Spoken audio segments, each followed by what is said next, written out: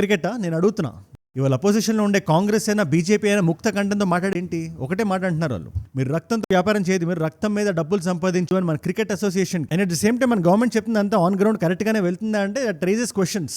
ముఖ్యంగా ఈ క్రికెట్కి సంబంధించి నేనైతే ఏదైనా స్టాండ్ తీసుకోవాలంటే రెస్పాన్సిబుల్గా 1కి 10 సార్లు ఆలోచిస్తాను నేను. అలాంటిది నేను చెప్తున్నా, ఏషియా కప్ ఏదైతే జరగబోతుందో, క్రికెట్ ఫ్యాన్స్ మీలో చూసే వాళ్ళు చాలా మంది ఉంటారు, కానీ దేశానికి మించి క్రికెట్ నేను అడుగుతున్నా, దేశానికి మించా క్రికెట్? మన సరదాగా ఎంజాయ్ చేస్తాం క్రికెట్ చూసేటప్పుడు, వాళ్ళకి మంచి టీఆర్పీ వస్తుంది, మంచి డబ్బు రావాలి. In fact I believe in capitalism, but అది నేషనలిజం దాటి ఇంకా టైం ఉంది, ఇంకా 1 month టైం ఉంది ఏదైనా మనం డెసిషన్ తీసుకోవాలన్నా కూడా, ఎందుకంటే ఆ డేట్స్ అన్ని బయటకు వచ్చాయి. కానీ still if our cricketers feel, if the BCCI feels, మన మినిస్ట్రీ ఆఫ్ ఎక్స్టర్నల్ అఫైర్స్ తలుచుకుంటే, జయశంకర్ గారు తలుచుకుంటే అది ఆపొచ్చు. ఐ డోంట్ నో ఫ్యూచర్లో ఏం జరుగుతుంది, కానీ ఎవరైనా క్రికెట్ ఫ్యాన్స్ ని అఫెండ్ చేసినా కానీ ఇదే నిజం. మనం బయటికి ఇండియా పాకిస్తాన్ మ్యాచ్ ఉంటే ఎంత టీఆర్పీ ఉంటుంది, ఎంతమంది చూస్తారు, అది కూడా వీకెండ్ మనకు తెలుసు. Need to make money. నేను చెప్తున్నాను కదా, ఆ రోజు మనకి ఎక్కువ డబ్బులు రావచ్చేమో, we can make a lot of money ఏమో. బట్ ఇండియాకి ప్రపంచానికి ఉండే డిప్లొమసీ ఒక స్టెప్ బ్యాక్ అయితే పాకిస్తాన్ విషయంలో.